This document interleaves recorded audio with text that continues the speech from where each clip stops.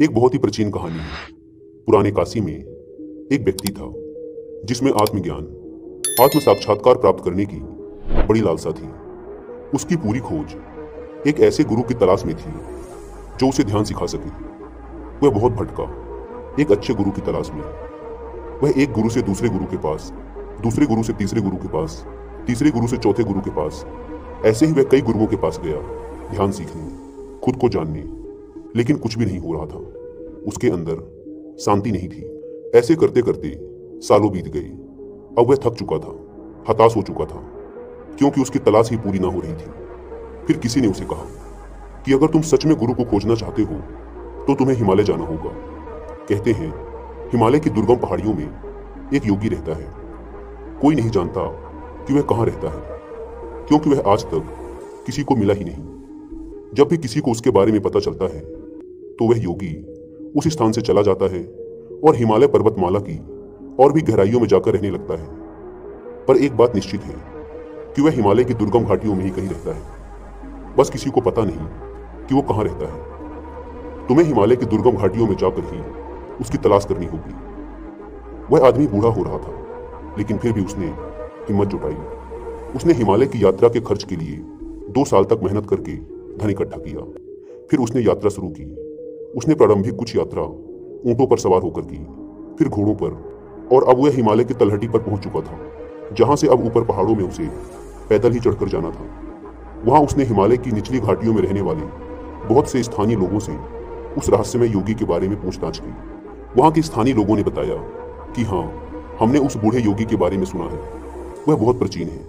कोई नहीं बता सकता कि वह कितना पुराना है, शायद 300 साल का या 500 साल का भी, किसी को भी नहीं मालूम।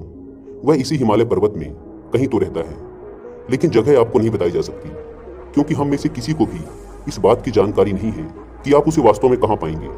लेकिन समय समय पर इस बात के सबूत मिलते रहते हैं कि वह योगी रहता तो इसी हिमालय में ही है। अगर तुम बहुत खोजते हो तो तुम उसे ढूंढ ही लोगे। वह इंसान हिमालय की ऊंची और दुर्गम चोटियों में गया। उसने हिमालय की एक चोटी में ढूंढा, फिर दूसरी चोटी में, फिर तीसरी। ऐसे ही वह उस योगी को ढूंढता रहा। 2 साल बीत गए उसे हिमालय में घूमते हुए, लेकिन वह अब भी उस योगी की खोज में लगा हुआ था। वह ढूंढे ही जा रहा था। बस उसने खोजा और खोजा और खोजा। वह बहुत ही ज्यादा थक चुका था। कई बार तो उसकी मरने जैसी हालत हो जाती थी। वह जंगली फल, पत्तों और घास के भरोसे जिंदा था। वह बहुत ही ज्यादा पतला हो चुका था। उसकी हड्डियां दिखने लगी थी, लेकिन फिर भी वह खोज में लगा हुआ था। उसका इरादा पक्का था कि उसे उस रहस्यमय योगी को खोजना ही है, भले ही इस खोज में उसकी जान ही क्यों न चली जाए। यह उसे मंजूर था। लेकिन क्या आप सोच सकते हैं कि एक दिन उसके साथ क्या हुआ? एक दिन उसने एक छोटी सी झोपड़ी, एक घास की कुटिया देखी। वह इतना थक गया था कि वह चल भी नहीं पा रहा था। वह लगभग घिसटते हुए उस कुटिया तक पहुंचा। उस कुटिया में कोई दरवाजा नहीं था। उसने अंदर देखा, अंदर कोई नहीं था, और उस कुटिया को देखकर ऐसा लग रहा था जैसे सालों से उस कुटिया के भीतर कोई नहीं था। उस इंसान को लगा कि वह योगी अब इस दुनिया में नहीं रहा। आप सोच ही सकते हैं कि उस इंसान को अपनी कितनी बड़ी हार महसूस हुई होगी। वह जमीन पर गिर पड़ा। बड़ी थकान से उसने सांस बाहर छोड़ते हुए कहा, मैं हार मानता हूं। वह वहां हिमालय की ठंडी हवा में सूरज के नीचे लेटा हुआ था। अब उसके अंदर से किसी भी प्रकार की तलाश की सारी आशा खत्म हो चुकी थी। सारा विचार खत्म हो चुका था। वह बस शांति से लेटा हुआ था, और जिंदगी में पहली बार उसे इतना आनंद महसूस होने लगा था। उसने कभी ऐसा आनंद न चखा था। अचानक उसे हल्कापन महसूस होने लगा।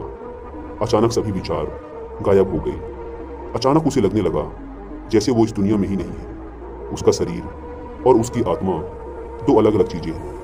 ये सब उसके साथ हो रहा था। क्यों? क्योंकि उसने कुछ भी नहीं किया था।